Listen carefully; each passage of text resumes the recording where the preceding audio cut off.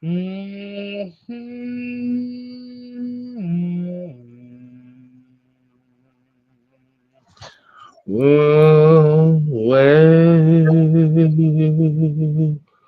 Mad Mike Sports, go ahead and let the folks know how you feeling right now. It seems as though my worst nightmare has definitely come true. This egotistical son of a son, son of a Go ahead, gun. go. No, go ahead, let your true feelings out, man. If you gotta cuss, you gotta cuss, God. Hey, This dude this is freaking it. This is incredible.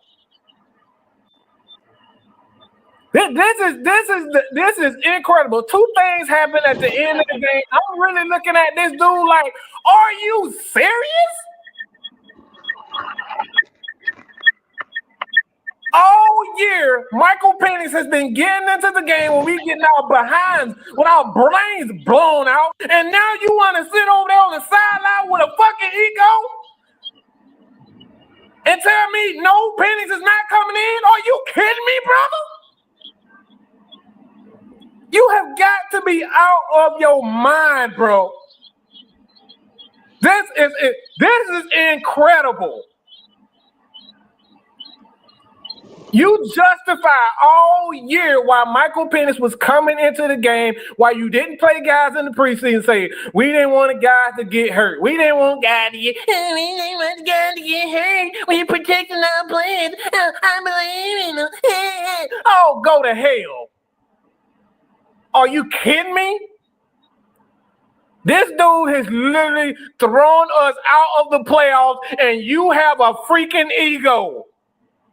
Are you kidding me? This dude has thrown almost 10 interceptions, and the last 3 games have thrown us out of the playoff hunt because you and your ego. He's on the sidelines. He's bouncing balls like he's playing cricket or something. This ain't the goddamn cricket tournament. This is not bowling. Well, you got to knock over the pins. He's playing on the sideline. He's looking up at the dang go Titan train as if something's going to magically come down and throw some fucking magic pixie dust on the team or some crap. He absolutely ruined Zach Robinson's offensive game plan. He ruined it. He ruined his offensive line and their dominance of the run game. The number 1 rushing defense, the Atlanta Falcons did their damn thing. You ruined it with your freaking ego. You have a superstar in Bijan Robinson, and you threw this game away because you are too stupid to understand that Kirk Cousins is playing like horse crap.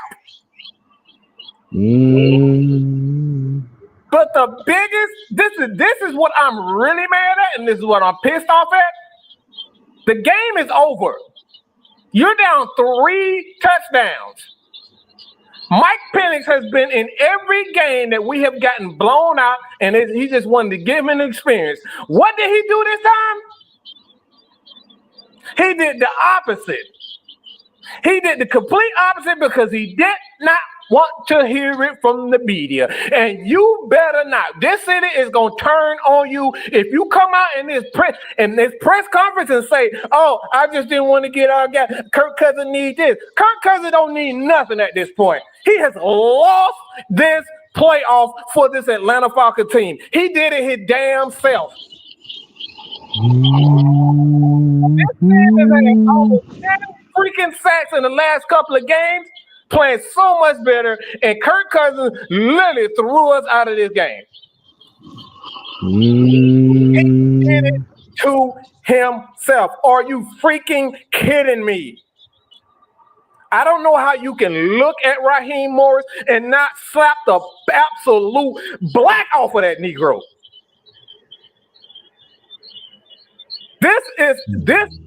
This shit is absolute worse than what the fuck I saw. And excuse my language, this is the absolute worst that I've seen since this is worse than that Carolina game when Desmond threw that interception. This dude literally threw about 10 picks in the last 3 games.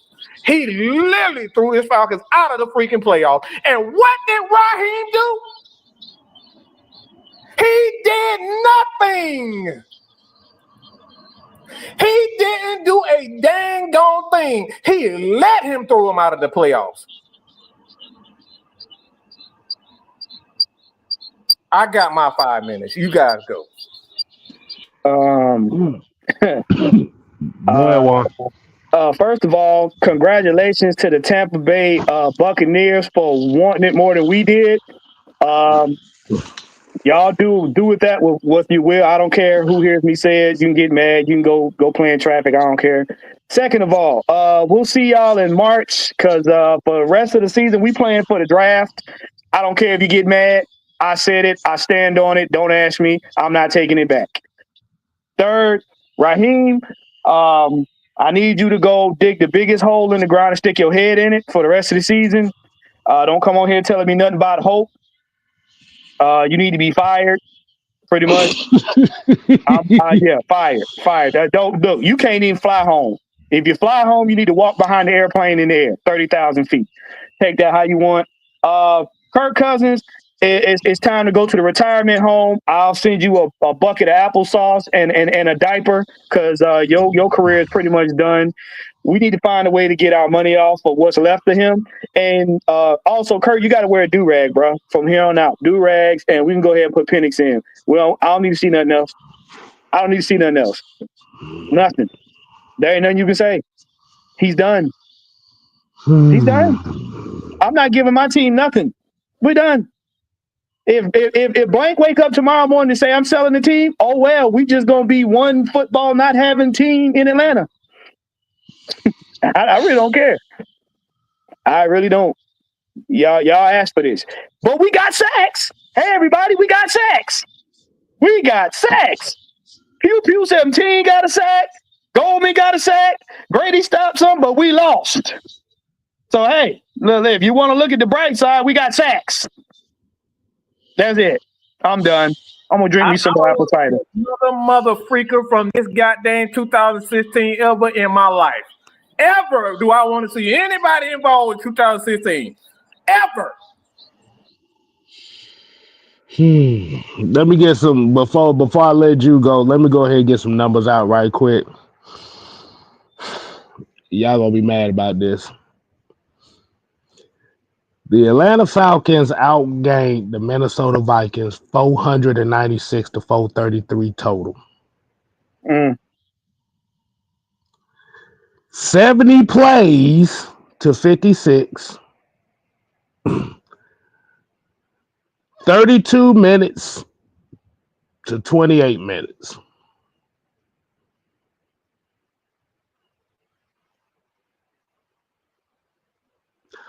$12 penalties for 127 yards to Minnesota 6 for 35. Yep, see you in March. Go ahead, Jew, man. What's your thoughts on this game, man? I say it week in and week out. It sounds like I'm in like a, y'all could play the tape from last week, the tape recorder. But in this game, I keep saying it over and over again. The margin of error to win and lose in the NFL is very, very, very small. And what's been killing this team over this losing streak, you're turning the ball over. It's not just Kirk Cousins. Ray McLeod, that was the play of the game right there. You fumble on the kickoff. They go up by 7. You fumble. You put them back on the 30. A tired defense goes right back out on the field. They go up by 14. Game over. I knew the game was over right then and there. The reason I knew the game was over right then and there, because now you eliminate the balance on the offense. Now the Vikings are getting ready to pin their ears back, and Kirk Cousins isn't going anywhere. He's standing right in the middle of the pocket where they can get pressure, which they were getting pressure all day. So now you're playing their game. You're feeding right into their hands. So this team doesn't suck. What sucks is they're not executing, undisciplined. undisciplined. You can't afford to turn the ball over. I keep saying it over and over again every week. What's killing this team is turnovers. And it's not just Kirk Cousins, it's everybody. That was the game. Ray McLeod running it out of the end zone with the ball in his hands. And what they always tell you, keep two hands on the ball. Fumble. That was the game right there. That's how small. From that point on, they went like on a 21.0 run after that. But that took the life out of the team. It's the pendulum swings back and forth, and that pendulum swing right over to the Vikings side when he turned that football over. Yes, Kurt has been turning the ball over as well, but it's just the team in general. To me, some of the penalties that they were calling were iffy, and that's why I like to listen to the game with the sound, because these are guys that play the game. Greg Olsen kept saying, I don't know if that's a hold. McGarrett, you trying to tell me that Lindstrom is holding? This is an all-pro. He's out there holding. They called him for holding about 2 or 3 times, and they were like, that's questionable. That's questionable. So to me, it's the turnovers. That's all we really got to say in this whole live. The turnovers is what's killing this team. When you turn the ball over, you get beat, period. Because you're giving the other team ample opportunities, where you're giving them more opportunities to take, shots at your defense and at running the clock. So I was just like, right then and there, I knew you cannot afford to turn the ball over, because both teams, neither defense was stopping nobody. They would score, we would score. They would score, we would score. What the difference was is, can somebody get a stop and double up? And that's what they did. That was the game. Simple as that. It don't even need to be no further breakdown. That's what the game was, won and lost. Right there when he fumbled that ball, that was the game. Because he fumbled in the fourth quarter, if I'm not mistaken, or late third quarter, and that was pretty much it. You asked the defense that just came off a long drive, go back out there and stop them. But either way, they were already in field goal range, which means you're down 2 possessions, which means I already knew what was Zach Robinson going to do. Now we got to drop back every single play. Good luck. And one other thing I want to talk about before you take back over K-Styles, going into the half where we had a chance to score, we were in the red zone. I keep saying it over and over with Zach Robinson and this team just in general. When you do something that works, why don't we never go back to it? You literally scored with Tyler Algier on that first drive. He ran it down their throat. Every time we seem like we get in the red zone, they taking Tyler Algier out the game. Why? I don't understand that. You seen something work and you don't go back to it. That's like them saying, we seen Addison and Jefferson catching all these deep passes, but guess what? We ain't gonna throw them no more passes the rest of the game. We're gonna throw it to Hockenson. We're gonna get a ball to Aaron Jones instead of throwing the ball deep. We do not make common sense. Common sense. They put it just to run the ball to the outside. Exactly, but that's every time I notice. Every time we in short yardage, we run outside. We run outside and we get into the shotgun. As soon as I see us getting shotgun on 32, I'm looking like, why in the HELL double hockey stick are we in the dang on shotgun trying to run downhill? Get in the I formation, get in the pistol, and run downhill. Every time we ran downhill, they could not do nothing with us. You 2 yards away from the end zone. Even if you're going to keep Bijan in, as Mike said, why are you throwing a sweep? You scored the first, literally, Tyler Algier ran, even on that second, the second running the ball up the middle. Yep. Exactly. Yeah. When Bijan scored that 15-yard touchdown, he was pretty much untouched. Like, what are we doing? That 1-2 punch, it's almost, because I was watching, I was like, that 1-2 punch, when you're that close to the goal line, you going laterally makes no sense, because the defense is designed to stop you going lateral. You got to go up the gut. They're not good stopping you up the gut. Most teams aren't.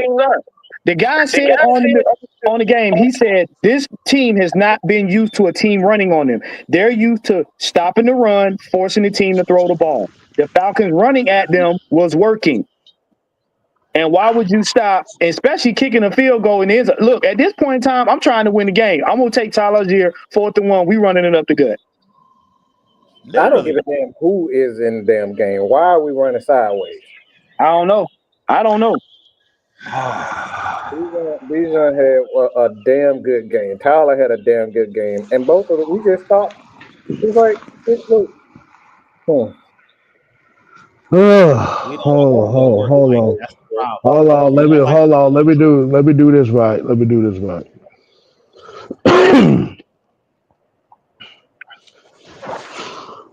Bijan Robinson had 22 carries for 92 yards and 1 touchdown. Tyler Algier had 9 carries for 63 yards and 1 touchdown. Darnell Mooney had 142 yards. Ray 98. Drake London 70. Kyle Pitts 14. This is my thing. And this is the one thing that I've noticed with this game too. And this kind of goes back to what Jude, Mike, and Juan's been saying. If the balance has been working very well, why the hell are we going away from it?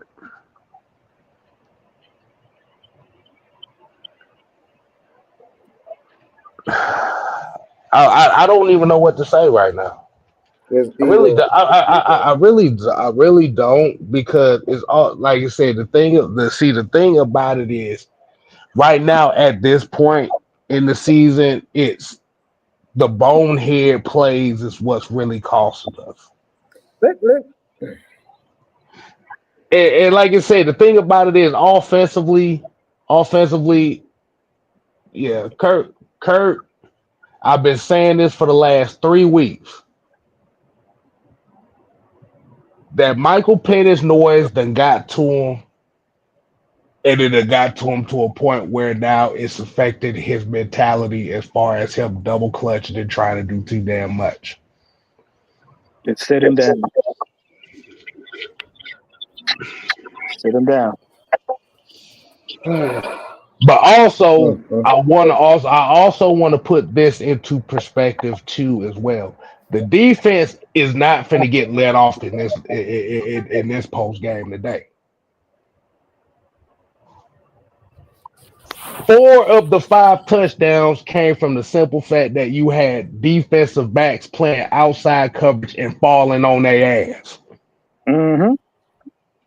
Went right back to that soft crap. Went right back to that soft stuff. You was aggressive, playing man, and it was getting you, and you just decided, you know what? Yeah, it worked last week, but I'm gonna go and part what I want to do. We're gonna do what I want to do. I want to play soft. I want to give up easy yards. These guys weren't comfortable playing off coverage. That's why they was falling all over the place. Anytime you see a DB falling that much, they're not comfortable doing what they're doing. The problem is,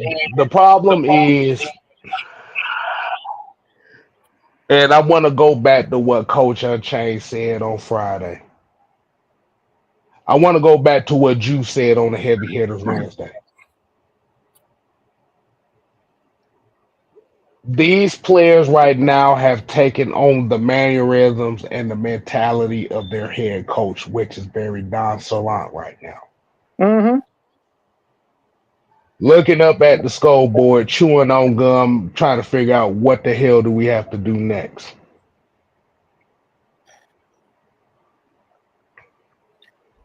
This game right here proved one thing and one thing only.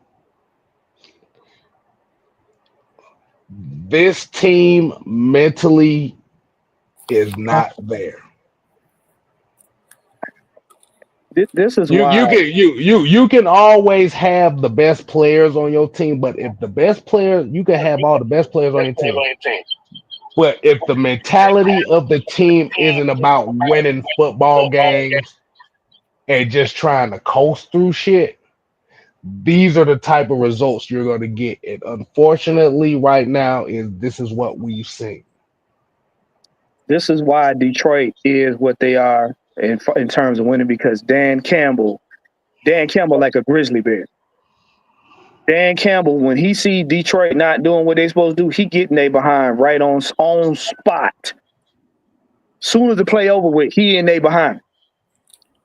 That is the reason why they winning, because that team has taken on his mentality and his aggressiveness.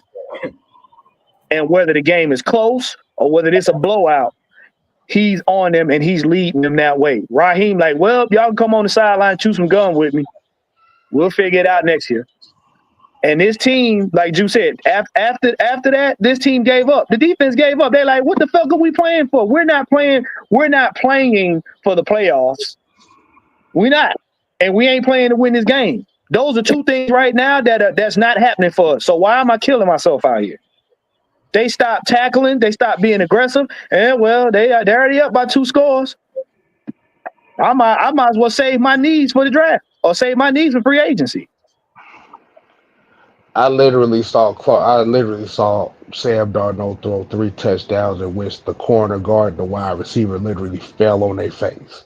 Let me read something to y'all. Let me read y'all a series of quotes. Okay, this is Mark Raimondi of ESPN. Morris said he didn't put Penix in late, down 3 scores because he wanted Cousins to close things out. This was my decision. Okay. No, I'm not done, god dang it. Raheem said there was no fault for playing Penix today. He wanted Kirk Cousins to finish the deal. With what? A loss? What? I'm like, hold on, wait a minute, Mike. No, you not finna get away from that. This is the best one, K-Style. This is the best one. This is the best one. He said he was not going to put Michael Penix Jr. into the game, not today, because Kirk Cousins' history in Minnesota. Somebody get Dennis Allen on the line. Somebody get me Dennis Allen on the line right now. If we don't lose, did you hear what I just said? Yeah. Say that one more time. I missed that part. Say that again.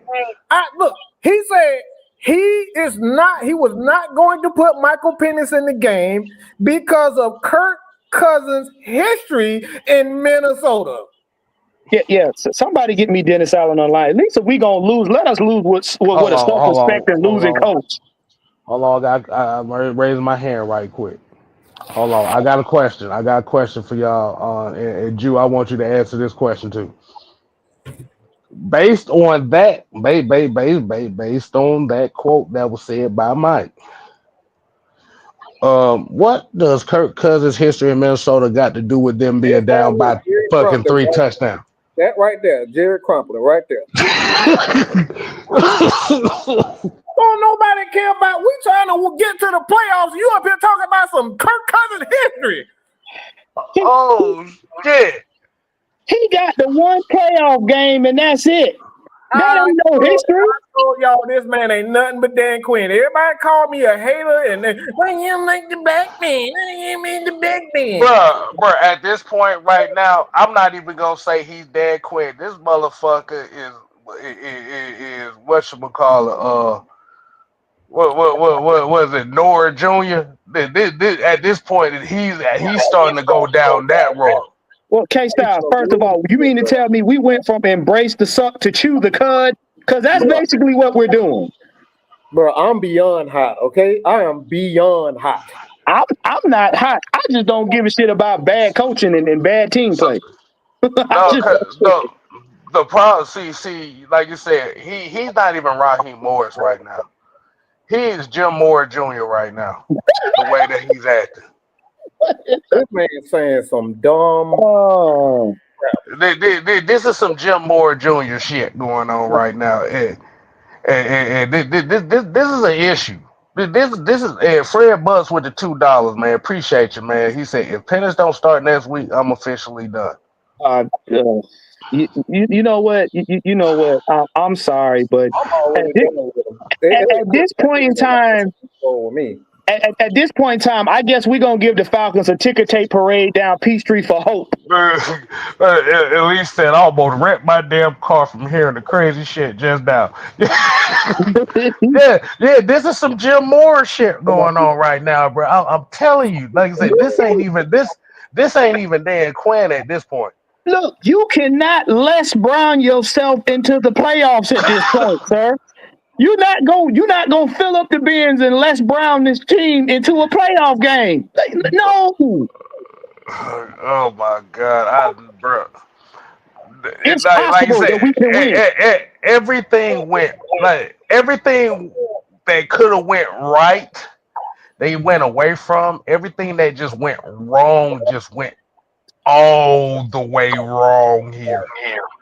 This motherfucker. If you don't want Kirk Cousins to play on the team no more, just say that. This Just say dude, that. Don't lose these did games not- and then try to prove a point. he said that he didn't think about. He not even thinking about the team. You thinking about Kirk Cousins and his history in Minnesota. That you ain't go. Are you kidding me, brother? Are you Mike, freaking kidding me? the part of that statement, the part of that statement that needs to be highlighted, I did not think. That's the whole thing. I did not think. So essentially what y'all have done right now is y'all made the people that wanted Desmond Ritter gone have the regret of at least keeping him to where you saved about $180 million right now. And that's what's got a lot of people messed up about right now. Okay, I got a dumb question. I got a dumb question for everybody in the chat. Jew, you can chime in too. How many of y'all still got your Perk Plus bottles? How many of y'all still got your Perk Plus bottles from Ritter being here? Raise your hand. I don't need no ball because I'm gonna go up somebody's head with it. I don't need balls right about now. I mean, if you got somebody out with a plastic bottle, you a bad man. Brian people with the 499 said that is the most idiotic comment I ever heard. Motherfucker, we already lost the game. Right. Bruh. Like, that's the kind of comment that will make your entire locker room not respect you. You're not worried about the team winning. You care about Kirk's past. Bruh, you know what's fucked up about it is I literally sat here and read these comments the last 5 minutes. It's so bad right now. You got people talking about, man, Desmond Ritter gonna be looking like a damn MVP against us next week. Do you know how bad that sounds? I mean, at this point, you might as well let Desmond Ritter play versus Penix. I mean, you did it with Ritter. He got 4 games in on the back end of the season. You might as well let Penix just ride it out. Just let him ride it out. Yeah. At this point, we are entering our second preseason. we done with the regular season. But this is what we talk about, where y'all more worried about the culture of the city instead of the culture of the team. Raheem Morris had, well, like you said, and unfortunately, Raheem Morris have had this same reputation as a head coach, even going back to Tampa Bay. Mm-hmm. Tampa, y'all want him back? But some people were so worried about the culture of the city instead of the culture of the team. Hey, Kev. The thing with him, even going back to Tampa Bay, he was accused by coaches of being too close to the players. Much of a players coach, because he used to go out and like all these strip clubs and going clubbing with them and all that. He was way too close to them. So wait, and in further news, wasn't much of a leader. That's always been the strike against him. And in further news, you can't get Belichick because he about to be scooped up by a college team. So somebody go ahead and get Dennis Allen on the phone. If I'm gonna lose in style. Get Dennis Allen. Hey, Jude, man, what you got? What you got, man? What you got? I know you've been seething over there for a few minutes, man. What you got? Hey man, I'm just sitting back chilling because at the end of the day, I'm not gonna let this team get me upset. I keep saying the same stuff every week when it comes to Raheem Morris, when it comes to this team. And at the end of the day, it goes back to what I continue to say. We said this on the heavy hitters. This team does not have an identity. Until they establish what their identity is, we're gonna continue to see inconsistencies. You heard Mike say this last week when we talked about it on the heavy hitter show. I said it. You heard Raheem Morris. To me, the dumbest statement he probably would have ever made, and he said this before the season started. I don't have an identity. I'm gonna let the team choose what the identity will be. No. Whoa. Wait, what? I didn't hear that. I missed that part. Say that again, G. He said that. I remember. Y'all go back and listen to the interview when he got hired. They kept asking him what's the identity of this team, and he says, "Well, I'm not going for all the slogans. I'm not going to say what the identity of this team is. I'm gonna let the 53 men on this team make that decision. What they put on film, what they put on tape. My thing is this: without a vision, the people perish. That's in the Yep. Bible. Yep. You don't have no vision. These players don't know what we supposed to look like. That's our problem. I keep saying, if you're in the goal line, why are you not running the ball downhill if that's what your identity is? Well, the reason that they're doing all different kind of things is because guess what?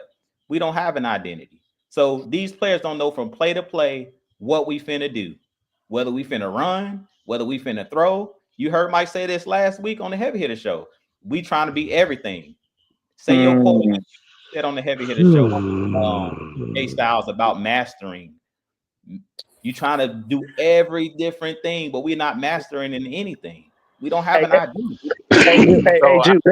Jack of all y'all. Jack of all trades, master of none. Hey, Jude. Let me ask you a question. Hold on. I got a quote. All right, this Tory McElhaney. Okay, so this buckle your seatbelt for this one. Everything is always discussed, but Kirk Cousins is our quarterback. When asked about sticking with Kirk Cousins or moving on to Mike Penix, so his word is Kirk Cousins is our quarterback. Hey, Jude. Let me ask you a question. You remember that slogan used to come on TV? The few, the proud, the Marines. Yeah. So, Juan, I'm so tired of slogans. Let's just talk about football. No, Please. I'm getting to that because again, I asked Coach this, I asked everybody this. When you get behind and stuff get bad, you rely on what you are. If you don't know what you are, you don't know how to perform. That's what you said. Exactly. So, we look like what happened to Arthur Smith last year. When you don't know what your identity is, you all over the place. That's why this team, when we like, why would you call that play in this situation? Because they don't have an identity. So, like, if it's one play was third down, I think it was 3rd and 1 or 3rd and 4. They threw the ball to Ray McLeod. So, It might have been 4. so It was one of those plays where I heard Greg Olsen say, "This better be your best play." And we didn't run our best play because we threw it to like our 3rd or 4th best wide receiver. That told me right then they don't know what they're doing. They don't have no idea. wait a minute. So what y'all telling me is right now we're having a team that's ran on by a nigga that got a mindset like, nigga, we just gonna find out how it is. yeah, whatever you like. Hold on. Let me say this. See, this is how. Oh my God, this is how freaking stupid what he's saying is dumb. Because the objective was to do what this year? To take it to the next step and get to the playoffs. Right, outrun the South and get to the playoffs. We're gonna outrun the South. Your quarterback is running backwards. I told you. Wait a minute. So you're saying that Kirk Cousins is Calvin Ridley? That's what you're saying? He's running backwards. He's thrown almost 10 interceptions in the last 3 games or so. And you talk about running. Hey, how we gonna outrun the South and you doing the complete opposite? Well, see, technically, and this is why I see it, in my opinion. We outran the South. I keep telling y'all, we outran the South, but when it came to the playoffs, we put the car in reverse. They said, "Oh, the Falcons can get to the playoffs." No, we're not ready. Put it, back it up. Nope. By no means, I'm saying all on Kurt, but Kurt is throwing 10 interceptions, bro. He's leading the league in interceptions. So basically, what you're saying is we're having a season like we had last year. Yeah, pretty much. Hold on. Let me put it in perspective. We're literally having the same season we had last year, but $180 million broker Mm-hmm. Yeah. and 12 years less experience. Mm-hmm. Mm-hmm. Yep. Interesting. Mm-hmm. But Kay, that statement you just made, Kay. Now let's go back to last year. What was the issue last year with last year's team? What was the issue? What was the main underlying issue I kept bringing up? Interceptions, doing too damn much. Mm-hmm. That's all it is. With a younger quarterback. Mm-hmm. What I was looking for, K Styles, I know I put you on the spot. Coaching. That's what it goes back to. It goes back to coaching. Everything we talking about, I don't care. Throw Penix out there and do the wrong thing in the wrong moment. It ain't gonna matter. And that's why I keep trying to tell the fans. I don't want to see Penix. You know why I don't want to see Penix? Because we're not going to see a different result. Put Penix out there with a coach that don't know what he's doing, that he's just calling random plays at random times. The players don't know what direction we going. It's not going to matter. There's no matter last year when we tried to take Desmond Ridder out and put Heineke in the game. Did that change anything? Did the result change? Nope. Dude, that's the whole point I'm making. He's not consistent even with what the hell he said he's gonna do. Exactly. And that's the problem. We said it when we had Desmond Ridder. Y'all talking about Desmond Ridder. We kept telling you guys it's bigger than the quarterback. Mm-hmm. It's coaching. It's bigger than the quarterback at this point. It's bigger than the players at this point. Because like y'all said, they're now taking on the personality of their coach. And if your coach have a nonchalant attitude, then guess what the players are going to start doing? Today, what I've seen is a lot of players playing hero ball. How many times did I see our safeties run out of the middle of the field trying to make a play? I seen Jesse Bates at least 2-3 times. When they threw it deep, he tried to jump a route, and they went over the top of him. Mm-hmm. And they got caught out of position. It was guys, Jesse Bates didn't play well today, and Justin Simmons, he didn't fell off a cliff. I don't know what's going on with him. He missed the sack that when they threw the big touchdown on Donald, he had him dead to rights. And then that play where they scored in the first score for Jordan Addison, he could have at least tackled him at the 5-yard line. He literally took a terrible angle. He literally walked into the end zone. So what that's telling me is what I go back to. We're doing too much. Guys are not playing their responsibilities. And you know what's funny, dude? You could get any other coach. You can get any other coach in the league right now. Any other coach, pick them. I don't care who it is on what team, and they will come out better with this Atlanta Falcons team and what we got right now than Raheem Morris. Well, I don't care nothing about players right now. I could give a flying freak about players. This team is an absolute mess because that freaking nincompoop that we got at head coach. There is absolute. I don't even know what the fuck he's good at outside of DBs. Chewing gum. What is he gonna do for me? What is he doing for this team? What is your specialty? What are you going to be known for? Running the ball, throwing the West Coast. We don't even know what the hell the system is. We don't know if it's a quick passing game or deep. We don't know what the system is at this point. This is what I'm talking about. We have no clue. I don't even know what am I looking forward to week to week. I'm gonna tell you what his system is. His system is called shooting the breeze. That's all it is. That's all this is. Right now, the right. That's what that shooting the breeze mean to me. Just sitting there. Yeah, look. It's called spearmint. Spearmint gum. He's chewing it and he's watching everything else fall apart. What you see on the sideline, that's his specialty. Chewing gum, looking at the clock. Oh, that's some bullshit. Okay. You said it right there. That right there is starting to really bother me. I wish you would have never said it. Because every time something go wrong, he looking at Look, I'm mad you said that because that's gonna be my ongoing thing from now on for the rest of the season. This that man is some bullshit. We have a chewing gum mindset. Hold on. One, y'all gotta think about this for a second. Y'all didn't pay attention to this live right here and the people that's in the chat. It's so bad that people, the very quarterback that everybody despised last year, they're basically saying, hell, you might as well would have kept this motherfucker if you got the same damn result. Do you know how bad that sounds? Yep. And I said this last week, and I didn't say it this Friday, but I said it earlier this Monday. Raheem, you on the clock, bro. You on the clock. Look, you on the clock. Jews always state this. And we're getting right back to it. And that's the same thing. That's why I was so upset. Everybody else saw a black man. I didn't see a black man. I saw 2016 defense when I looked at him. Because it's a mindset. These guys, they want to be loved by their players, but they don't want to be coaches. This is the problem.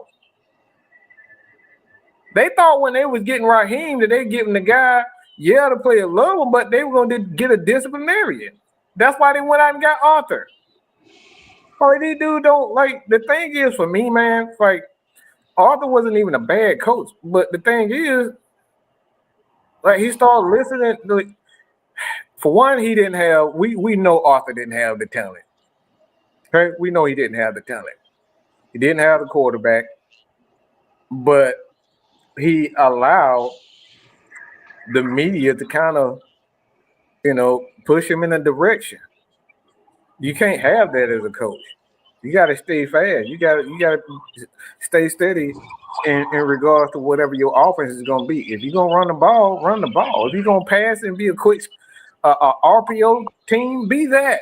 But make a freaking. I am so freaking tired of seeing Ray McCloud with 9 catches in the game, bro. Like, are you fucking sick? I didn't bring no Ray McCloud in here to have 9 catches. You look at this right here. Let me read some shit. Hold on, we got a super chat from Brian Peoples, man. He's at 1. That clock is broke now. Nah, Brian, it's gone backwards, bro. It's gone backwards. Gotta give y'all, this is where I got a problem.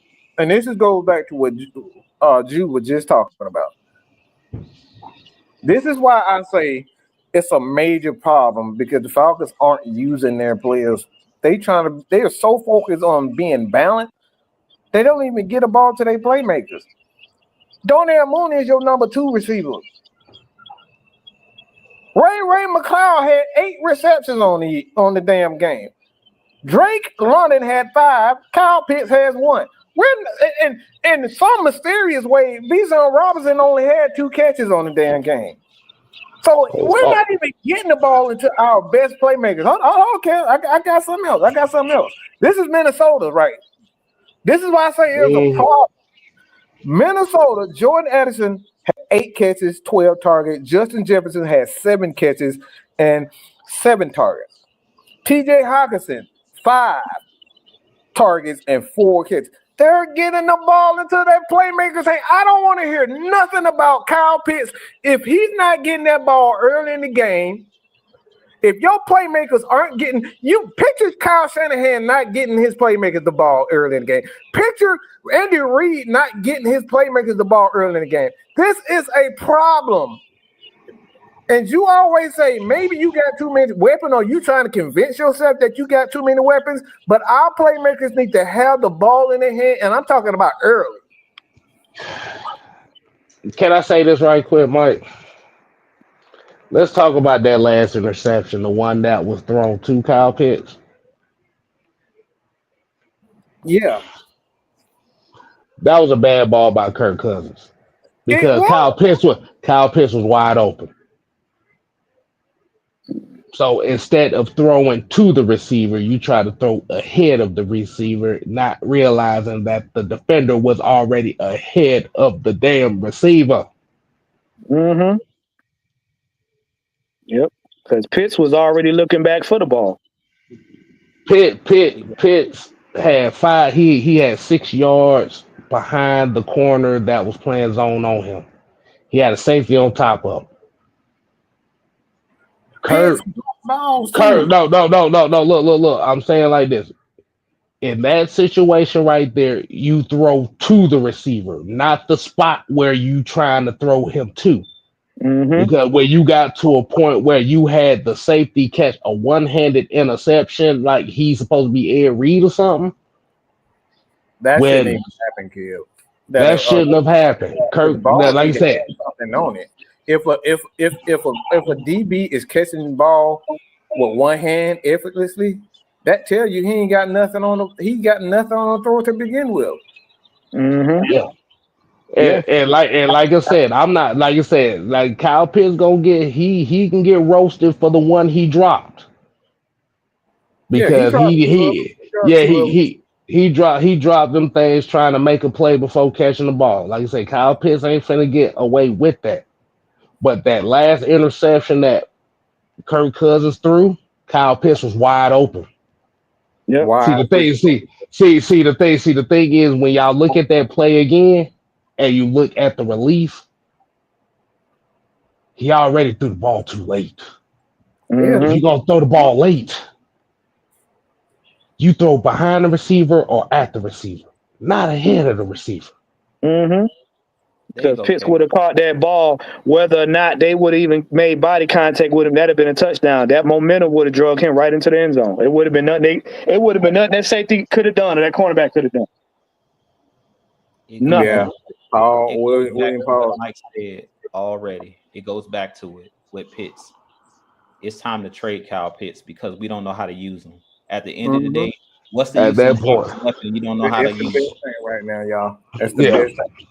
And the thing is, I agree with you because if you look at the distribution of snaps in this game, we saw Charlie Warner out there on the field more than Kyle Pitts. Yeah. That's them. That's them. They don't know how to use them. They Like don't know this how to is use it. why I say that's a problem with the distribution. Minnesota getting all their playmakers the ball. That's the problem. I'm not throwing to no damn Ray McLeod. I spent the number 4 overall pick to throw the dang on ball to Ray McLeod, who you got for a ham sandwich. Again, that's that Justin Jefferson shit. Keep telling you. It's not even a Justin Jefferson thing. It's the problem is right now is Kyle Pitts. Kyle Pitts right now, and the way that they run their offense, Kyle Pitts is better suited for an offense that doesn't have a lot of playmakers around him. So he's the number one guy. Unfortunately, right now, the way that they built this team, Kyle Pitts is ineffective in Atlanta Yeah. because you have too many playmakers. Mm-hmm. That's what I said when they kept saying best player available. I kept banging the table. Stop telling me best player available. Go get you a dog on defense. Stop going 3. You went 3 years in a row drafting offense. You might as well say 4 years in a row. Now you got Penix too in the first round this year. But you went Right. 4 years in a row drafting offense. I kept saying stop going best player available on offense when you didn't did that last year. You only got one football. At this point, Pitts being on this team is irrelevant because they're not getting him involved early enough. They want to get a ball to the man in the fourth quarter and then say, "Hey, you should be warmed up." You ain't looked this man wait a whole game into the fourth quarter. He got his first catch. That goes on coaching. That's why I keep saying where the plays when you scheme up those plays, the first drive, Kyle Pitts should be touching the ball at some point. And if he ain't touching the ball because y'all feel like Bijan is more important, Tyler Algier is more important, Drake London is more important, he don't need to be on this team. Because at this point, we holding him back. He's not holding the Falcons back. We're holding Pitts back. Let me tell you. Let me tell you what I think the mindset comes down to that. And I'm gonna say it like this with the draft. Y'all may disagree with me, but by drafting that many offensive players in a 3 to 4 year span like that, it's giving off Thomas Dimitrov vibes. Oh, there you go. I agree. And make sense, Kev. You draft a bunch of offensive weapons, and then you hire a defensive coach. Make any kind of common sense. That don't make any sense at all. If you're gonna draft all of these offensive players, why didn't we go after an offensive-minded coach? You got all of these offensive weapons, and you hire Raheem Morris, who don't got nothing to do with offense. That don't even make any common sense. The Vikings head coach is an offensive-minded coach, but guess what? He's also calling the plays over there. So it makes common sense. We do stuff butt backwards. You go out and get all of these offensive players, and then you hire Raheem Morris. I mean, because you got a competent coach in Jerry Gray on defense. You just get some people around him, and you can have an offensive-minded coach. You don't really need a defensive-minded head coach. I'm not gonna blame Terry for this because at the end of the day, coaching still has to find a way to get these playmakers the ball. And like I said, if this man got 3 targets in the fourth quarter, and I really wanted to come through that the screen and dang near punch Kirk Cousins in the face. This man targeted this man 3 times in the fourth quarter when you dang lose it. Are you kidding me? In the fourth quarter when you lose it, now you want to throw him the ball, bro? Oh my god, man! And then Go ahead. He's not. They're not scheming him open. They're not scheming plays for him, which is dumb, but they're not. And then to me, we're being like we're telegraphing everything because now they know when Drake get the ball. If y'all notice, they only throwing in breaking routes to Drake most of the time. Yep. I'm like, you got to keep mixing it up. The reason they almost threw that pick is because now corners and safeties are jumping everything in the middle of the field. They know Drake London is gonna run some type of in breaking route. So all of these routes that Drake are running, I'm like, y'all can line him up in other spots. So it's every week I'm watching this team, I'm looking at Zach Robinson and his inexperience is showing more and more and more and more. And the stuff that was working, he goes away from. If y'all seen early in the game, I said this on the Heavy Hitter show. Why are we not seeing Tyler Algier and Bijan Robinson in the backfield together? Almost every time they did that, we got a first down. And then we just completely went away from it. I'm like, bro, it's working, but you keep They was cooking. We started getting the ball to Charlie Warner in the game. Like he started getting open.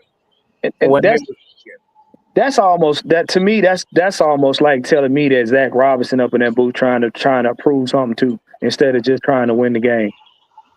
You doing too much too. You see, like I said, most coaches when they see something working, they stick with it until another team can stop them. Like the announcer said. Minnesota is not a team that has went up against a lot of run teams. They have not. They have made teams pass the ball. So if you got two good running backs, I'm gonna pound your defense. I'm gonna make you stop the run game. Listen to this. The Falcons put up 500 yards of offense on one of the best defenses in the league. Let's think about that. 500 on the best team. I think they're a top 5 defense.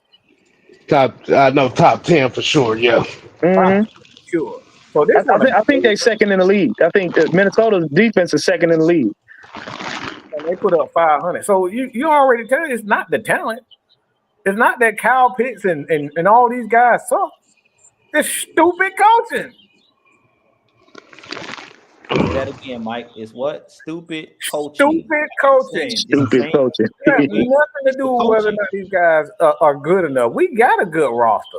But when you got these dumb coaches, they will not make a decision on what the identity of this team. You keep telling me that we're gonna be balanced. But what does balance mean?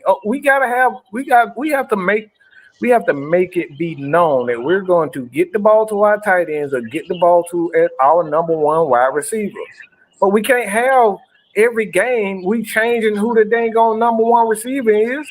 Every week we changing who the number one receiver is. You know what? In the game, we know. Look, this is a perfect example. When we playing Minnesota Vikings, who do we know going to touch that ball 10 times? Jefferson. When I play the Steelers, who do I know that the Steelers gonna get that ball to? What do you call it? George Pickens? It's no mistake. When they play the Atlanta Falcons, they know Kyle Pitts ain't gonna touch the ball. Yep. And if you're gonna bracket him like he's a threat, make him a threat. Don't just on all these picks. Yeah. But every game they change it. They overthink and they thinking they fooling people, but you ain't fooling nobody. You know what? I believe after we swept Tampa, Raheem said, "We're done. We made it. We just gonna coast through the rest of the season."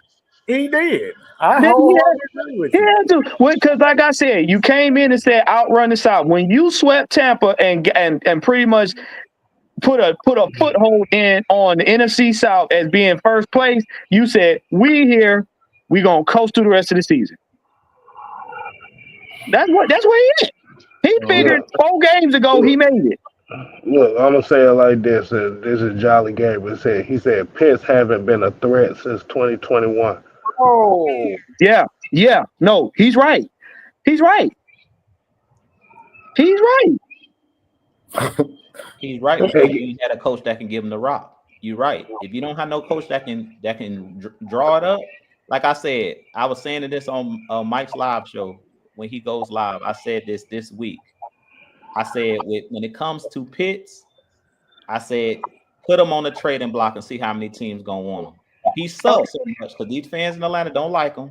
Put him up on the trading block, and I guarantee he'll be gone in a hot moment. They'll take him because they'll know how to use him, and he'll be getting 10 targets a game. Trust me. But he needs to go because we don't know how to use him. He's right now, he's a wasted asset. He's a depreciating asset. Right now, we got him on this team, but if you don't know how to use it, it don't matter. It's like me having a weapon in this house. It's like you having, and I don't know if you can say this on the live, but it's like you having a firearm. If you don't know how to put bullets in it, it don't matter. Right. Right. It don't matter. You can have a bazooka, but if you don't know how to use it, guess what? You might as well not have it. It don't matter. It's a paperweight. Well, let me say, can I say this right quick? You want to know how bad it is? Kyle Pitts is going to have less. He's going to have less receptions under Zach Robinson than he did with Arthur Smith. Oh yeah. And what's the funny thing is, if Pitts was to go to another team, trust and believe we gonna play him, and they'll run all over us with Pitts. Kyle Pitts asking for a trade. There's no way he's staying for this. Nah. I wouldn't even stand this. I'm asking for a trade if I'm Pitts. But here's the thing. At this point in time, are we really even surprised? Because we have to No. I'm just. Yeah. I got you. I'm just talking as far as the average fan. Should we really be surprised? Because if anybody knew where Zach Robinson came from, which was the Rams, they don't use tight ends like that anyway. Yeah. So hold on. So what you're insinuating, this was something that they planned? Because if you look at Michael Penix threw to tight ends like that. They had a couple tight ends, but mostly if you look at him at Washington, he always had wide receivers. He had Pope. He only had wide receivers like that. Because remember, his 1, 2, and 3 went in the first 2 rounds of the draft. So eventually, what we're seeing right now with Kyle Pitts this was essentially a year where they're trying to get rid of him anyway, because you bring in an offensive coordinator that doesn't utilize tight ends. Let me say it like this: the very same offensive mind that we got mad at, that we wanted out of here, which was Arthur Smith. Look at Jonnu Smith's numbers down in Miami. Jonnu Smith, one of the best receiving tight ends in the game right now. Yeah, he just scored a touchdown. Against Miami. You had Jonnu Smith last year and Kyle Pitts last year combined for over 110 catches and 1,011 yards, 1,100 yards last year. And for everybody that thinks it's foolish to let go of Pitts, here's what y'all are not hearing and haven't been hearing. You can. It's not dumb to get rid of a tight end that's not being utilized based on coaching. No. See, the thing is about sabotaging. It's not. See, the thing is you're phasing guys out. So it's not self-sabotage. You're phasing him out of the offense. So he doesn't have any more value. So he wants to leave. Teams do this every year. Even superstars, they don't want to pay. So it's not self-sabotaging. What you're doing is phasing guys out of offense. You do it to running backs all the time, so you won't have to that's what the Giants did with Saquon. You phase running backs out of the offense because you don't want to pay them that big time contract. So it's not self-sabotage. It's just like you would rather build a team or around either a tight end like Shanahan and a running game, offensive line. So because Shanahan always have an offensive lineman and a tight end and running backs and backup, because that's how he builds his team. The Atlanta Falcons are probably saying themselves with Mike Penix, as we stated with Washington, he's more comfortable throwing to wide receivers than he is to tight ends.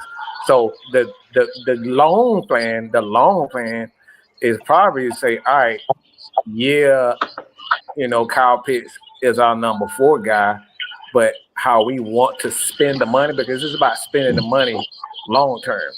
If you devalue him as far as his numbers are concerned, Kyle Pitts is going to get upset and say, all right, I'm not getting the ball back, because he's going to lose money in free agency if he goes to free agency. And he's going to be like, hey, Falcons, he's going to start acting a dang on fool. And eventually, we see it all the time. Well, wide receivers say, look, I need my money. I need the ball. I need the ball. That's why AB was so pissed off, because they want the ball. And think about it, thinking on the standpoint like this. At the rate that Kyle Pitts, at the rate that where this offensive thing is going right now, Kyle Pitts' best season came with the very quarterback that most Falcons fans wanted gone. Mm-hmm. Yep. Think about that. Think about that for a second. I want y'all to really dig deep into that. Yeah. I'm gonna be honest with you, and I've said it when he went right around the time when he got drafted. I said that Kyle Pitts was brought in here to be a play toy for Matt Ryan. Mm-hmm. They had they had to get rid of Matt Ryan because of the quote unquote money situation, and they haven't figured out how to use him since. Mm-hmm. So I don't think they self-sabotaged, and that's just like the original plan with Kyle Pitts did not go the way that they thought it was. And, obviously with, I thought, to be honest, in hindsight, I think it was that, but Arthur Smith clearly wasn't there long-term. I think they brought him in just to figure out what they're going to do, to be honest. But the thing is too that we do need to talk about too is this horrible ass secondary play we saw today. That needs to be a damn conversation in itself. But this game in general, this was some of the worst secondary play I think I've seen all season. I don't know why they were playing that inside. They were playing outside coverage all game. They ain't did that all year.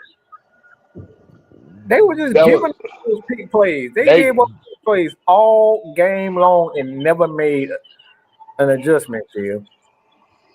Because I was looking at all these Jesus balls that Sam Darnold was throwing up here. I'm looking like, why is the corners playing outside coverage and falling on their ass?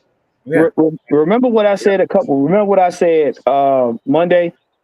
I said if you have a solid plan, be it defense or offense, you don't have to try to trick anybody. That's when I see coaches that got players on both sides of the ball that are very good and they're doing tricky shit and it's not working. You don't have a solid plan for that side of the ball in the game. You don't. We've seen it with the Saints and every other team. When they start losing and they know they losing, what do? They try to do little knick-knack tricks to throw the daggone team off.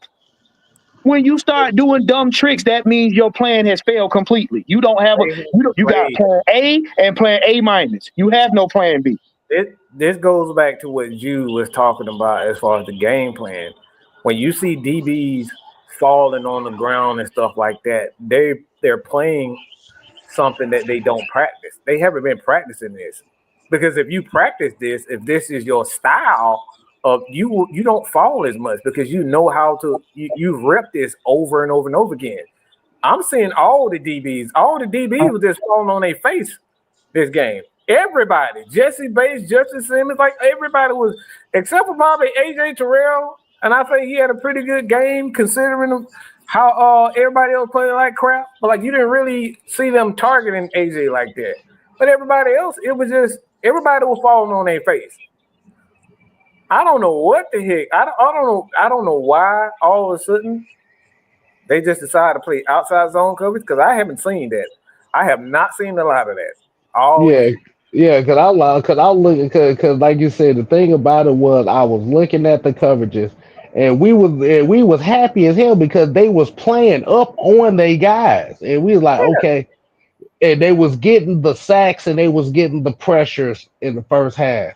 But it was like once that He went sec right the back. the, Yep. the second half of that second quarter came around when Justin Jefferson scored that touchdown before halftime after a phantom ass call that they called on a field goal, which I'm still trying to figure out what the fuck that was.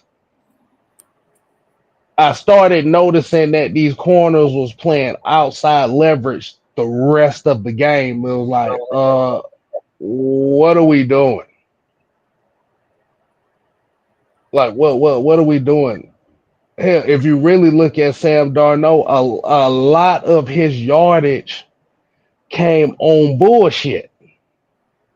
Bro, that man threw about 8 Jesus ball that got completed. He, Bro, like, what you talking about, man? Chase Styles, remember what I said? Every time Atlanta defense play aggressive, they find a way to tone us down. Every time we play aggressive and we really getting at the quarterback or we hitting players, we really doing them stops. We get these asinine phantom calls. And what does it do? It forces the quarterback, okay, kind of soften it up a little bit. We being a little too rough. It happens every game. The Falcons play, their defense play lights out or they're playing aggressive until you get a call. And then everybody go to backing up now. They don't want to tackle. Their coverage ain't where it's supposed to be. You either got them in 5 yards off or whatever. I've seen it the whole season. Look how many sacks we got. Look how many pressures actually almost got the sand on them. And what they do? Sooner or later, either early in the game or late in the game, they start throwing them penalties. And the Falcons back up. Oh, okay, yeah, we. I'm like, at this point in time right now, you either go, if I'm gonna get home, I'm gonna get a penalty. Fuck it. I'm just gonna be honest with you. Falcons today look worse than Georgia Tech. I'm just gonna be honest. Lord, how much Jesus. They look worse Almost. than Tech. I almost spilled my tea. They almost look worse than us. Lord have mercy. All right, what the super chat say, man? What we got? Super chat. J Rock said, "Let's just say the NFL gods is not on our side this time around. It sucks. We are barely seeing our draft picks out there." That's another thought. That right there is real troublesome. Like, that is really troublesome. Right. I ain't seen not one draft pick from this draft even play. Well, I know Casey Washington got hurt. I know Ruke got hurt and stuff like that. Like, even Brandon Douglas, we're not seeing him at all. We're seeing more and more of Zach Harrison. He's playing like Harrison, that's last year, but as far as this year, no. Yeah, The only one that you've seen consistently from this year is Jason McClellan. And the linebacker. What's the running back? Notre Dame. He was out there today, but he's playing special teams. Bertrand. Yeah, he was out there today, but he was just playing special teams. Like, bro, like, what are you doing? Like, man, look, I want to drop kick this dude, bro. Like, I can't even jump high no more, but I want to drop kick him. Like I said, the front seven today did what they needed to do. Absolutely. The front seven, like you said, the front seven today, like you said, you got another Ebiketie stack. You got a sack from Goldman. You got to give him his credit. That he's putting those games that, like, he got the talent. And I'm gonna keep talking crap about him because ever since I started talking crap about it, he's been playing well. So I'm gonna keep. He's gonna be every shitty until he keep putting these games back together. But I love what I'm seeing from him. He taking that. He's getting that rip move with him. He's perfecting that rip move right now. That's his go-to move right there. That rip move. But like I said, at the same time too is if the front, like you said, by them kind of moving, while Sam Darnold kind of moving and kind of getting out of the pocket, the secondary just started playing like shit, bro. I ain't gonna even lie. I'm looking at 3 of those touchdowns. I look like Drew said, the first one. Clark Phillips fall on his face. Justice Simmons fall on his ass right there on the very same play. Jordan Addison, touchdown. Ooh, boy, you lost 600. Oh, Lord Jesus. I hate to be you here, Murphy. Eric Murphy said I lost $600. Yeah, no. See, this is why I don't bet. I don't bet money like that.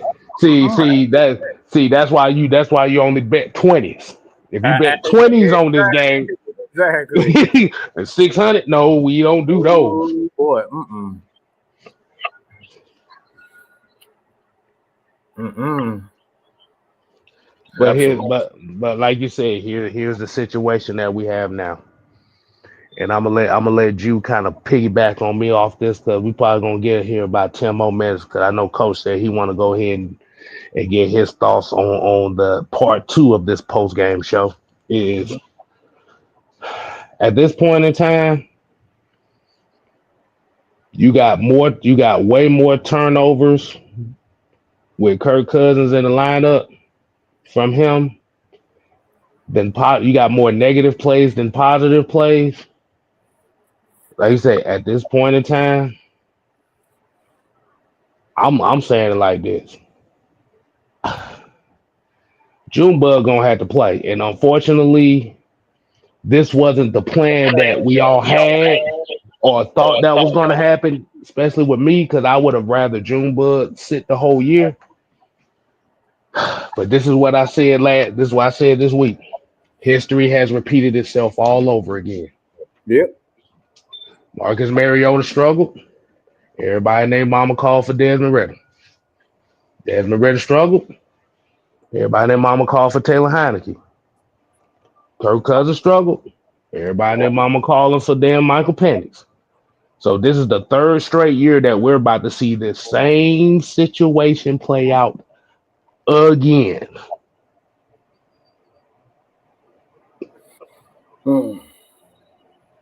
I want y'all to marinate on that for a second. This is going to be the third straight year since we got rid of Matt Ryan that we're going to be going through the same situation all over again. Yeah. And what you guys say about that, Juice? Well, that's why I wouldn't do it. I wouldn't put Penix in there. I wouldn't even put him in there right now. I would let this. If this season we lose out, it's gonna be losing out on the Shield with Kirk Cousins. There's no reason to throw Penix in there. You're just gonna look real dysfunctional. And I said that last year. We look dysfunctional. Ain't no scrambling now because Penix ain't gonna save this team. He's Mm-mm. not gonna come in and save the day because it's coaching. I don't care who you put in there. If you don't have the proper coaching, because if you put Penix out there, chances are you're still not going to throw Kyle Pitts the ball. You're still not going to make him a focal point. You're still going to be calling the wrong plays on third and shorts in crucial situations. They're turning the ball over. You put Penix in there, he can't make Ray McLeod keep his hand on the football. That's just discipline. It's like I keep going back to it. I really don't want to see them ruin another quarterback. They ruined Desmond Ritter, and everybody was calling for his head as a first year starter. I don't want to see Penix get thrown in there now to let's see if we can try to save or salvage the season. No, I want to see Penix. If you want to go to Penix, you wait till next year. You give him the full training camp as the number one guy, taking those reps. You give him the full opportunity, a clean slate. You don't throw him into this mess that y'all they made, and now you like you need to fix our mess. No, leave Kirk right where he is. They made this bed. Now it's time for y'all to lay in it. I don't want Mm-hmm. thrown in this situation Had, at had all. to hear had to hear said if Penix is asked, then what? Then that's just going to be a continuation of looking for another quarterback. Yeah, I think Penix is gonna be good, but I I think really he'll feel be like fine. yeah, I think he'll be fine. He actually is a cool, calm, and collected type of player and quarterback. I don't think that he's gonna look bad once he gets in there.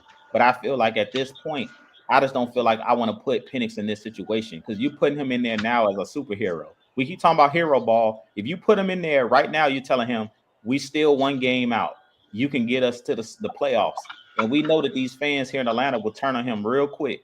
He had one bad game. Everybody gonna turn their back on him just like they turned their back on Desmond Ritter. And I don't want to see that cycle. When we kept saying, don't put Ritter in there, don't put Ritter in there, everybody said, oh, we're not going to turn on Ritter if y'all let him play the last 4 games. As soon as he got out there, what they started doing, judging him like he was a veteran. Why we throw him in there? He turning the ball over. He doing this, he doing that. At the end of the day, I would let Kirk Cousins play the rest of this season out. If we lose out, that just points more to the coaching. Because if you throw Penix in there, that's just giving another reason to try to blame somebody else, and it's going to divert the blame from the head coach and his coaching staff. If you throw Penix in there, it's going to be, well, Penix is a rookie. Penix is making rookie mistakes. Penix, it was just like what happened with Arthur Smith. Arthur Smith was taking all of the blame off himself and saying, well, Desmond Ridder and Heineke and no. As a head coach, it's your job to put these guys in the position to succeed. So at the end of the day, I want Raheem Morris to have to face the music. It's supposed to be a playoff team. I don't want to hear no excuses. I want them to see it through. You had more than enough weapons. This is not the talent that Arthur Smith had. We come out, I seen somebody in the chat talking about we're going to go 7-10 again. We come out and have one of them type of seasons, that's going to really look bad on this organization. You go 7-10 when you had a coach that hardly had no weapons doing the same exact thing you're doing with weapons. So essentially, Drew, what you're saying is let Kirk Cousins ride it out. Let him get all the blame. And don't put none of it on the rookie. That's right. Because then we're going to start shifting all of the blame, and it's going to shift over to Michael Penix, where I feel like Raheem Morris, Kirk Cousins, they got to face this music. The veterans on this team got to face this music because nobody gets out of taking eating that crow. That was my biggest issue with Kyle Shanahan dipping out after that Super Bowl loss. I feel like everybody else had to sit there, eat crow and eat pie while he got to go over to San Francisco, and he didn't have to answer no questions the next year about that Super Bowl. Everybody that was still on that Falcons coaching staff had to sit there, eat that crow, eat that humble pie. I feel like in this situation, these guys got to sit here and eat that crow. I don't want to see anybody else get added into this. I get it, and I wholeheartedly agree with you, but Kirk just looks old to me. He looks old. He don't look like he want to get hit anymore. Once I see a quarterback that doesn't want to get hit anymore, you got to get rid of him. I like next year. You have to eat that cap. You have to eat that dead cap. It'll be a little bit more manageable next year than doing it this year. But you just got to take that L. And like my opinion, I think you just got to trade Pitts in the offseason. You're not throwing him the ball. Like I said, it's pointless at this time that he's even on the field because you're not going to throw him the ball. So just that dead cap hit, take it. Trade Pitts in the offseason to a team, and just let him resurrect his career. At the end of the day, I don't even say resurrect. I just like he's not even a thought in this offense anymore. Like he's not even a thought. Like they are deliberately not giving him the ball, and it's apparent for me. And I think it's one of those deals where NFL players, you see it in the offense, every offense. To be honest, what happened with even Odell Beckham Jr. Like they always phase wide receivers out and players out they don't want to play, especially offensively. They always phase them out, and I think the Falcons have just chosen to phase Kyle Pitts out. To be honest, but here's the thing though. Why are we surprised? Oh, I'm not. Yeah. We definitely. No. I'm not talking about you, but I'm just talking about as a Falcon fan in general. Why are we surprised?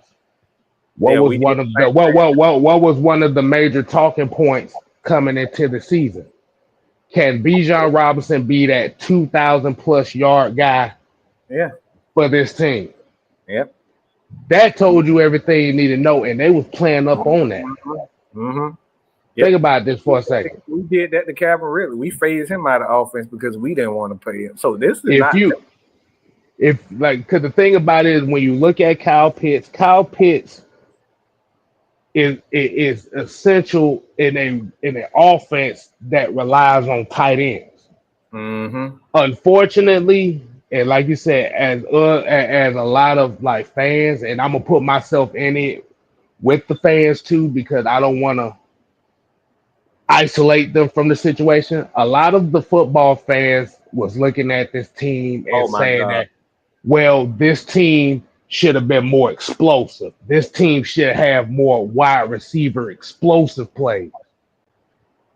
There's a key. brought in a young tight end from Michigan coach. They brought that young tight end coach, and then he still didn't. They still ain't getting in the ball. So I honestly, bro, I just think that because it makes sense to go back to what he was saying.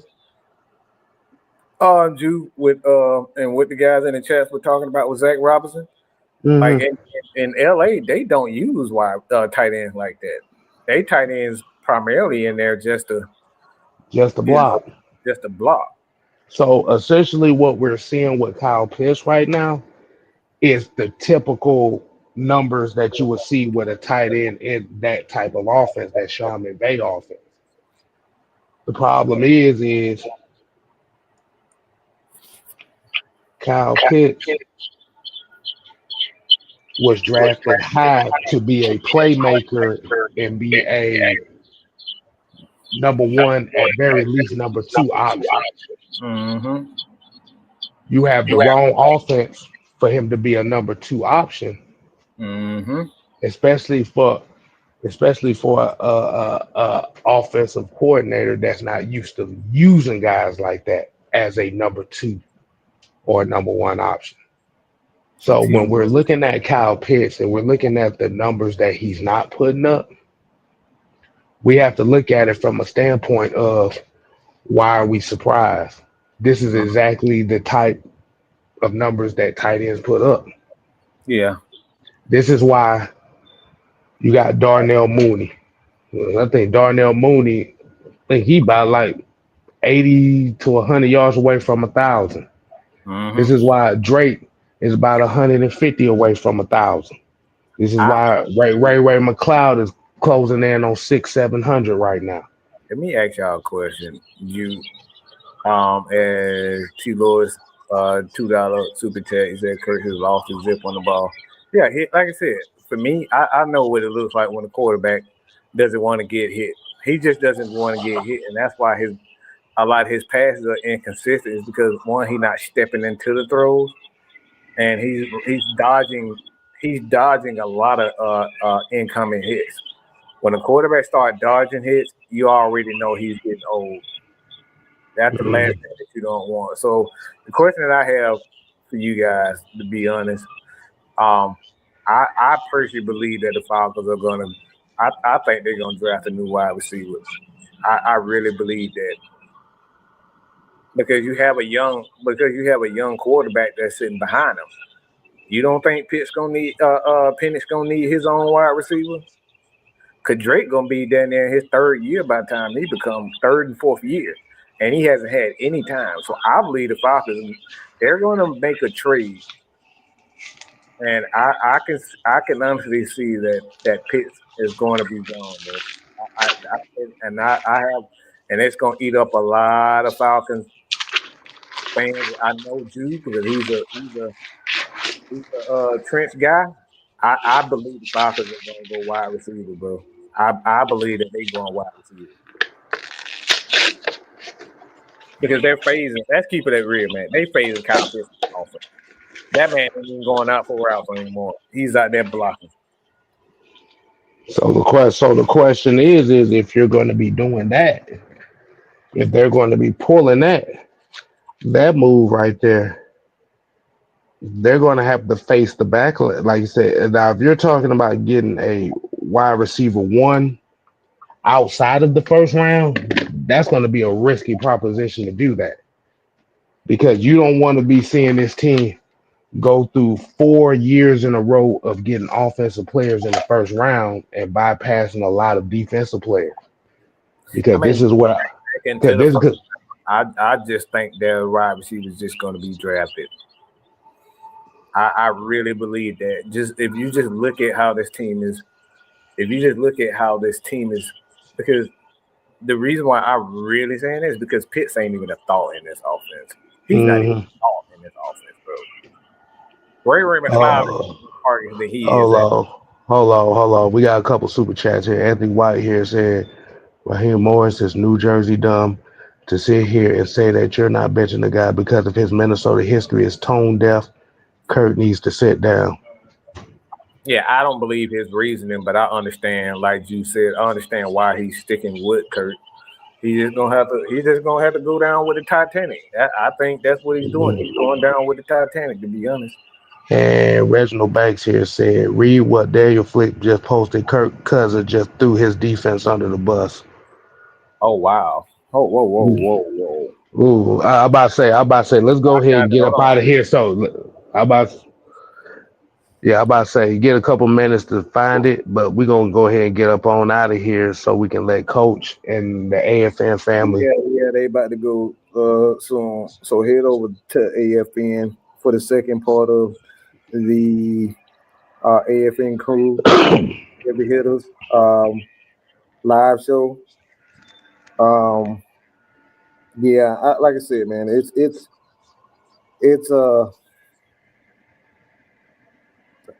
like I know everything that we've said at this point. You know, it doesn't seem a lot of positive. Uh, for one, we're just upset, and we got another super chat there, kid. Let's see, we got Terry Lloyd here said, Oh wow, Bijan Robinson is the number one option on this team, and he is damn good at it. oh wow. All Hmm. right, about to say, let's go ahead and get up One on more out here. thing is Kirk Cousins said, I was encouraged when it was 21-21. Felt good about it. The next time I touched the ball, it was 35-21. So he kind of slick through. Oh wow. Real You know slick. what? You He's know what? slick. I want nope. There's a Kurt. Get your stupid ass down. We not gonna do that. Yeah. He We're not said the doing next that. time he touched the ball, the score was 35-21. So I he kind of mean, slipped through the defense under the bus. I mean, I'm gonna get at I'm gonna get at to the AFN crew. I'm gonna send this to coach so he can so he can spin talk it about up, y'all and we y'all and we can get over the and Atlanta we and we, Falcons. and we'll Wow. spin we'll spin our portion of it after that. Like I said, probably Monday or something like Yeah, that. yeah. So Wow. I can't believe he did that. Wow, that is crazy. the last time you touched the ball, it was 35-21. You didn't talk about the nigga that fumbled the ball. Wow. Yeah. Wow. So head over. Yeah. Got one Yeah. Go last ahead. before we go. Oh no, man, I'm Gucci, man. At the end of the day, it is what it is. We gotta face the music. But I'm gonna let the AFN crew go ahead and do their thing, man. But we appreciate everybody for all the super chats, y'all joining the live stream. Like you said, we're gonna have a lot more coming for y'all this week, so stay tuned. Oh yeah. Hmm. What's the So word make that you heard? Y'all stay tuned for that.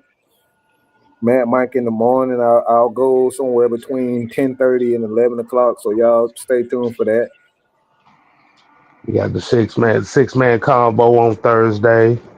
But like I said, I told y'all make sure y'all leave questions for everybody that's on the Every panel. video, please leave the comments. You do not have. It doesn't have to be Falcons related. We are NFL fans. Okay, leave it for anything. We will get to it, and we truly appreciate it. Love everybody for continuously supporting us. Everything that we do, even when we don't agree on every point. So, like I said, man, truly appreciate it. All love. We out of here, man. Do say